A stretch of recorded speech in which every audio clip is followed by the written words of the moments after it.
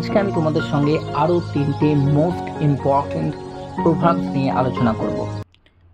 Number 1, অধিক সন্ন্যাসীতে গাজন নষ্ট। শুনেছো তোমরা অনেক যে অধিক সন্ন্যাসীতে গাজন নষ্ট। তুমি যদি ধরো অনেক সময় মনে করো যে চলো আমরা সেলফ স্টাডি করব, গ্রুপ স্টাডি করব, এরকম বন্ধুদের সঙ্গে হয়তো অনেক সময় তোমরা ঠিক করেছো, কিন্তু গ্রুপ স্টাডিটা 2 জন 3 জন 4 জন অবধি ঠিক আছে। এর থেকে বেশি তুমি যদি করতে যাও তাহলে কি হবে, যে অধিক সন্ন্যাসীতে গাজন নষ্ট হয়ে যাবে।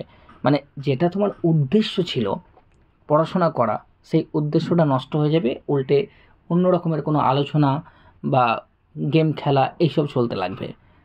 ঠিক এই জন্য এই প্রবাদ বাক্যটা এসছে যে অধিক সন্ন্যাসীতে গাজন নষ্ট। তো এটাকে আমরা ইংরেজিতে এভাবে বলতে পারি, too many cooks spoil the broth. Too many cooks spoil the broth. Cook মানে তোমরা জানো যারা রান্না করে, আর ব্রথ মানে হচ্ছে কোনো স্যুপ টাইপের। তাহলে তুমি যখন একটা কিছু রান্না করবে তখন অল্প লিমিটেড 2-1 জন থাকাটাই বেটার হবে। কিন্তু যদি তুমি গাদা রাঁধুনি নিয়ে চলে আসো তাহলে এ একরকম করে মানে উল্টো পাল্টা করে দেবে এবং রান্নাটাকে নষ্ট করে দেবে। তাই এখানে বলা হচ্ছে যে too many cooks spoil the broth, অধিক সন্ন্যাসীতে গাজন নষ্ট। নেক্সট, উলুবনে মুক্ত ছড়ানো। এটা অনেক সময় তোমরা শুনেছো যে তোদেরকে কিছু বলা মানে বেকার, তোরা তো বুঝিস না কিছু না, তোদেরকে বলা মানে উলুবনে মুক্ত ছড়ানো হচ্ছে, মানে তোদের সেই নলেজই নাই যে আমার কথাটার মূল্য তোরা বুঝবি। তো এটাকে আমরা ইংরেজিতে এভাবে বলতে পারি, two cast pearls before swine. Two cast pearls before swine. এটা বোঝার চেষ্টা করো, সোয়াইন মানে হচ্ছে এখানে শুয়ার, আর পাল মানে হচ্ছে তোমার মুক্ত। এবার দেখো, শূকরের সামনে তুমি যদি মুক্ত ছড়াও বা মুক্ত দিয়ে দাও তো ও কি বুঝবে? ওর কাছে কি সেই মুক্তর মূল্য আছে? কোনো মূল্য নেই। ও যেটা খায় সেটারই মূল্য আছে, ও খাবার খাবে, কিন্তু তার কাছে যে মানে এই যে মুক্তটা কতটা দামি সেটা সে জানে না।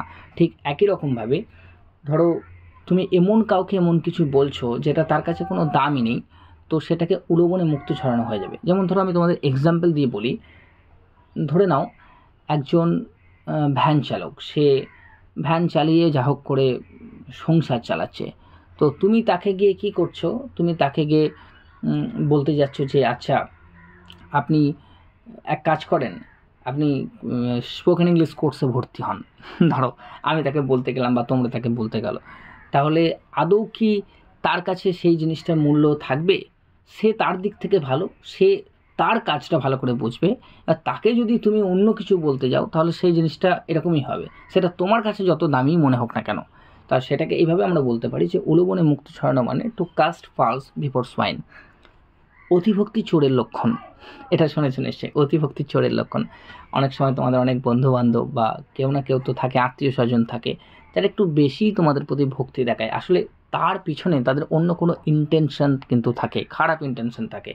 তাই আমরা এটাকে এভাবে বলতে পারি যে অতি ভক্তি চোরের লক্ষণ। এটাকে ইংরেজিতে বলা যেতে পারে too much courtesy too much craft. CRAFT, craft. ঠিক আছে, too much courtesy too much craft. Okay, তাহলে আজকে আমরা যে 3টা নিয়ে আলোচনা করলাম সেটা কী কী?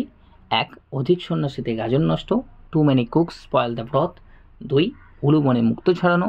Two cast pearls before swine. 3, অধিভক্তি চোরের লক্ষণ, too much courtesy too much craft.